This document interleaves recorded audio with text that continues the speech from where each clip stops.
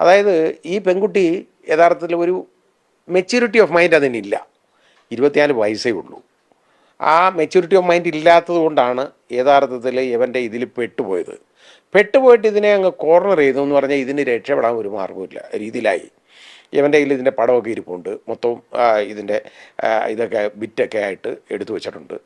അത് കാണിച്ച ഒരു ഭീഷണിയുടെ സ്വരമായി അവസാനം. നിവൃത്തിയില്ല, അതിന് വേറെ ഇതിന് അവനെ വേണ്ട, അങ്ങനെ അങ്ങ് പോയി അബദ്ധം പറ്റിപ്പോയതാണ്. അങ്ങനെ എനിക്കിത് നിവൃത്തിയില്ല, ഇവൻ്റെ കയ്യിൽ നിന്ന് പോകാൻ ഒരു മാർഗ്ഗമില്ല. അങ്ങനെ വന്നു കഴിഞ്ഞപ്പോൾ ഞാൻ ആത്മഹത്യ ചെയ്യാനായിട്ട് ഞാൻ ശ്രമിച്ചു. എനിക്ക് വേണ്ടി കലക്കി വെച്ചതാണ് ഈ സാധനം, വിഷം. അപ്പോൾ അവൻ ചോദിച്ചു, അന്നേരം ഇനി അവൻ ഇതിനെ ഉപദ്രവിച്ചു കഴിഞ്ഞാൽ പറഞ്ഞത്, ഇനി എന്നെ അവൻ ഉപദ്രവിക്കുകയാണെന്നുണ്ടെങ്കിൽ ഞാനിത് കുടിച്ച് ആത്മഹത്യ ചെയ്യും. അതിനുവേണ്ടി അവൻ കലക്കി വെച്ചു. അപ്പോൾ ഇതെന്തുവാ നീ കലക്കി വെച്ചേക്കെന്ന് ചോദിച്ചു. അപ്പോൾ അവൻ പറഞ്ഞു, ഞാൻ കുടിക്കുന്ന കഷായമാണെന്ന് ഇത് പറഞ്ഞു. എന്നാൽ ഞാൻ ഒന്ന് കുടിച്ചു നോക്കട്ടെ എന്ന് പറഞ്ഞു. ഈ പെൺകുട്ടി എടുത്ത് ഒഴിച്ചു കൊടുത്തു അവന്. അതിനകത്ത് അഡ്മിറ്റ് ചെയ്തിട്ടുണ്ട്. അവൻ പറഞ്ഞ്, എനിക്ക് കിട്ടാത്തത് വേറൊരുത്തനും അനുഭവിക്കണ്ട എന്ന് പറഞ്ഞ് ഇതിനെ ശാരീരികമായിട്ട് ഉപദ്രവിച്ചിട്ടുണ്ട്. ഇതിപ്പോൾ ഈ പെൺകുട്ടിക്ക് അവൻ്റെ കയ്യിൽ നിന്ന് ഒരു മാർഗ്ഗമില്ല.